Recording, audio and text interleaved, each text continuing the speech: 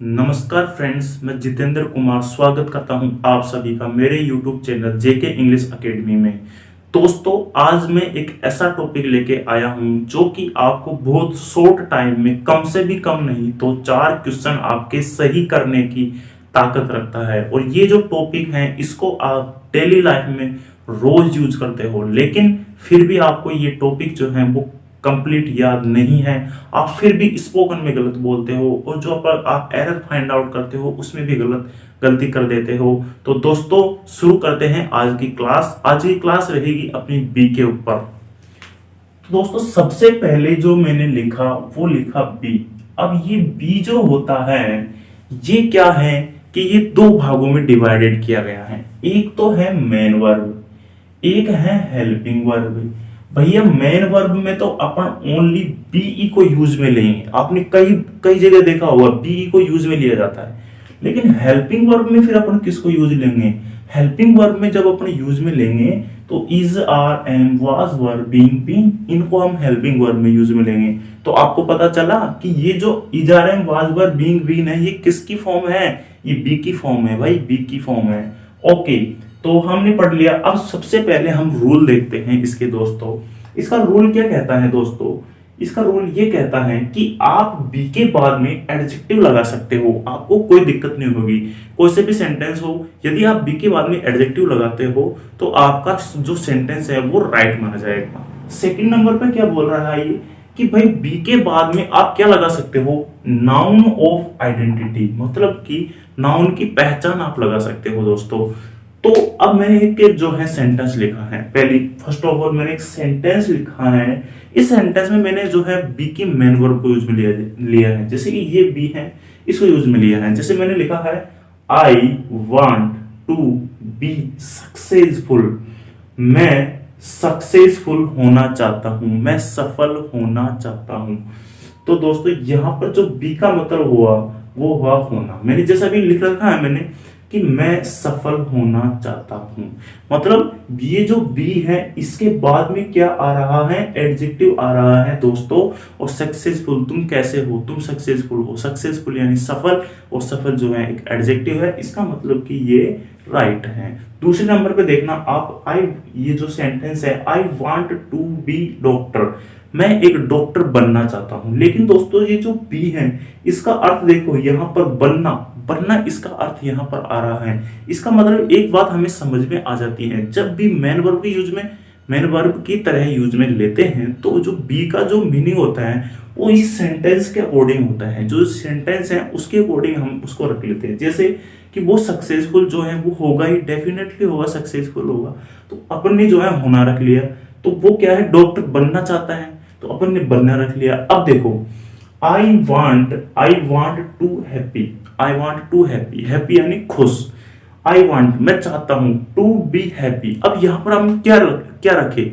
मतलब बी जो है इसका जो है मीनिंग क्या रखे? मैं खुश रहना चाहता हूं। तो यहां पर जो है बी रहने का अर्थ है, जैसा कि मैंने लिख रखा है, मैं खुश रहना चाहता हूं। इस तरीके से दोस्तों, जो बी है हम जब उसको मेन वर्ब की तरह बिहेव करते हैं तो वो जो है उसके जो मीनिंग्स है हिंदी का, उसका थोड़ा डिफरेंस आ जाता है। लेकिन हम सेंटेंस के द्वारा सेंस करके पता लगा लेते हैं कि भाई इसका जो है अर्थ यहाँ पर क्या निकल रहा है। दूसरे नंबर पे दोस्तों, ये तो हमने पढ़ लिया। दूसरे नंबर पे दोस्तों हम ये पढ़ने वाले हैं हेल्पिंग वर्ब। हेल्पिंग वर्ब जो है बी की हेल्पिंग वर्ब को कैसे यूज में लिया जाता है, तो अब हम जो है इनको देखते हैं। तो दोस्तों, अब हम बात करने वाले हैं कि हेल्पिंग वर्ब, बी की हेल्पिंग वर्ब क्या होती है? Is, are, am, was, were, being, been, इनका यूज हम कैसे करते हैं सेंटेंस में वो हम देखते हैं, और उसका हिंदी अर्थ क्या होता है वो भी हमें देखना है। दोस्तों, एक जो ये नियम है इसको आप ध्यान रखना। बी के बाद में हम एडजेक्टिव लगा सकते हैं, बी के बाद में हम नाउन ऑफ आइडेंटिटी लगा सकते हैं, जो कि अभी मैंने बता दिया है। बी के बाद में आप वर्ब की फर्स्ट फॉर्म में आईएनजी भी लगा सकते हो, जैसे कि आपने प्रेजेंट कंटिन्यूअस में लगाया, पास्ट कंटिन्यूअस में लगाया और उसके बाद में फ्यूचर कंटिन्यूअस में लगाया। इस तरीके से आप बी के बाद में वर्ब की फर्स्ट फॉर्म में आईएनजी भी लगा सकते हो। उसके बाद में दोस्तों आप बी के बाद में वर्ब की थर्ड फॉर्म का भी यूज करते हो, लेकिन इस बात को आपको पता होना चाहिए वर्ब की थर्ड फॉर्म का यूज हम पैसिव वॉइस में करते हैं, तो इसमें मैंने पहले ही लिख दिया है कि ये पैसिव वॉइस में यूज आएगा। अब दोस्तों हम यहां देखते हैं पहला जो सेंटेंस है इसको देखते हैं कि सी इज मैरिड। ये जो सेंटेंस है इसका मतलब पहले तो ये सही है या गलत है। इसमें से मतलब कि हेल्पिंग वर्ब आ रही है, हेल्पिंग वर्ब आ रही है तो ये बी की फॉर्म है। इज जो है बी की फॉर्म है। बी की फॉर्म होने के बाद में मतलब बी के बाद में क्या आ रहा है, मैरिड आ रहा है। ये मैरिड एडजेक्टिव है या नहीं है? मैरिड का मतलब वो कैसा है, वो कैसी है, मैरिड मतलब कि वो विवाहित है, मतलब विवाहित ये एडजेक्टिव है। तो दोस्तों ये जो है सी इज मैरिड, वो विवाहित है, तो ये पहली बात तो राइट हो गया। क्यों राइट हो गया? क्योंकि हम बी के बाद में जो है एडजेक्टिव को लगा सकते हैं। दूसरे नंबर पे दोस्तों मैंने क्या लिखा है, सी इज ए डॉक्टर। दोस्तों क्या आ रहा है, ये इज आ रहा है, यहाँ पर भी इज आ रहा है, मतलब कि इन हेल्पिंग वर्ब में से आ रहा है। कोई सा भी आ जाओ, फर्क नहीं पड़ने वाला अपने ऊपर, कोई सा भी आ जाओ, लेकिन आ इनमें से आ रहा है। इसका मतलब इसके पीछे क्या लगना चाहिए, इसके पीछे इन चारों में से लगना चाहिए। तो इसके पीछे क्या है, इज ए डॉक्टर। डॉक्टर क्या है, नाउन ऑफ आइडेंटिटी है। अब नाउन ऑफ आइडेंटिटी है, इसका मतलब ये राइट है, बिल्कुल ही राइट है। दूसरी बात, इसका हिंदी अर्थ क्या होगा, इसका हिंदी अर्थ होगा ही इज ए डॉक्टर, वह एक डॉक्टर है। उसके बाद में दोस्तों ये जो है तीसरे नंबर का सी इज बोरिंग, इसमें क्या किया है कि हेल्पिंग वर्ब के बाद में वर्ब की फर्स्ट फॉर्म में आईएनजी लगा दिया है। जैसा कि दोस्तों मैंने थर्ड रूल आपको लिखा रखा है कि वर्ब की फर्स्ट फॉर्म में आईएनजी आप लगाओ। लेकिन दोस्तों इसका जो हिंदी अर्थ होगा वो कैसा होगा, क्या होगा, इसका हिंदी अर्थ जो है इस तरह से नहीं होगा टेंस के रूप में। यहाँ पर क्या है कि ये जेरंड के रूप में यूज लिया जा रहा है दोस्तों। और मैंने आपको पहले ही पढ़ा दिया है इन्फिनेटिव और जेरंड जो है वो नाउन की तरह बिहेव करते हैं। जो इन्फिनेटिव है, जेरंड है, कभी कभी नाउन की तरह बिहेव करते हैं। तो सी यानी वह, इज यानी बोरिंग है, वह क्या है, बोरिंग है, मतलब कि वह बोर करती है, एक तरीके से बोरिंग है वह।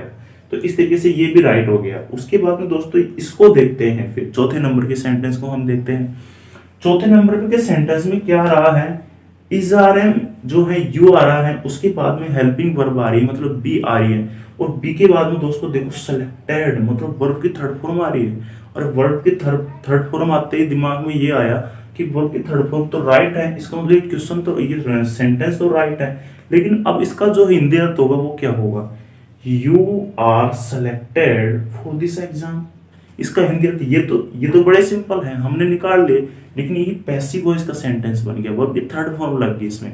दोस्तों कैसे इसका जो हिंदी अर्थ होगा वो है तुमको सेलेक्ट किया गया है इस एग्जाम के लिए, फॉर दिस एग्जाम। इस तुमको सेलेक्ट किया गया है इस एग्जाम के लिए। नेक्स्ट जो है दोस्तों वो है द बेबी इज क्राइंग। यहाँ पर थोड़ा सा देखना, ये सिर्फ बोरिंग है, नाउन की तरह बिहेव कर रहा है। लेकिन ये जो क्राइंग है ये नाउन की तरह बिहेव नहीं कर रहा है दोस्तों।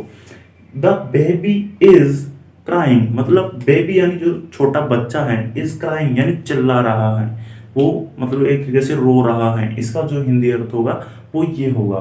तो दोस्तों मैंने क्या आपको जो है बी के बारे में बताया है। बी के जो है दो फॉर्म, एक तो मेन वर्ब के रूप में तो बी ई लगेगा, और जो हेल्पिंग वर्ब है उसके रूप में is are am, was were, being been लगेगा। दोस्तों आपने अभी कई बार इनको यूज में लिया होगा, लेकिन दोस्तों आप आज से पहले से हो सकता है आपको पता नहीं हो। तो दोस्तों मैं इसी तरीके की वीडियो आपके लिए आगे भी लाता रहूंगा। यदि आपको मेरी वीडियो अच्छा लगा तो इसको लाइक जरूर करना और सब्सक्राइब जरूर करना, और दोस्तों शेयर जरूर करना। इसी के साथ दोस्तों आज का वीडियो यहीं खत्म करते हैं और मिलते हैं नेक्स्ट वीडियो में। Thank you.